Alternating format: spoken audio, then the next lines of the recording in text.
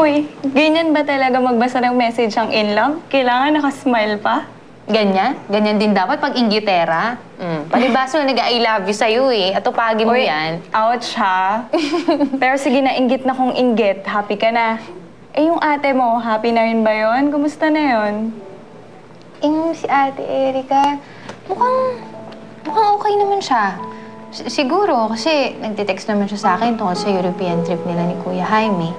Yun nga lang, kapag tungkol na sa amin ni Jake yung pinag-uusapan, dead man na si ate. Kapag nakita kaming dalawa, sana maging okay na lahat.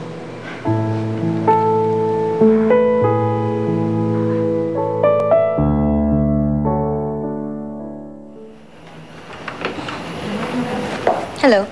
Eh, ma'am, ba't nandito kayo? Wala naman dito sila ni Sir eh. Talaga, Manang? Oh, Manang, alam ko na yung totoo. Alam ko na yung sikreto nila. So, where's my dad? eh, hindi ko alam kung anong sinasabi niyo, ma'am.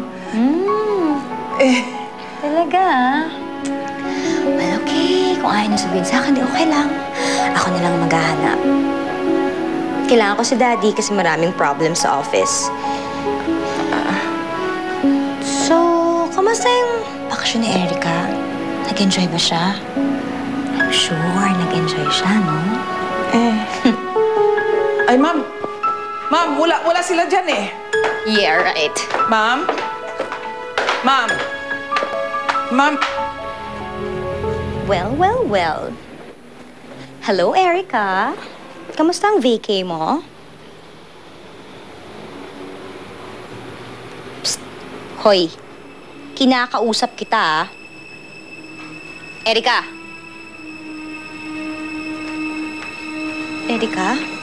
Les, what are you doing here? Dad, hindi siya gumagalaw eh. Ma'am? Erika? Erika? Erika? Ma'am? Erika? Manang, pahanda mo na yung sasakyan. Erika? Erika? Erika? Bianca? Okay ka lang? Ano nangyari? Hindi ko alam, Jake, pero lately parang wala naman ako sa kondisyon.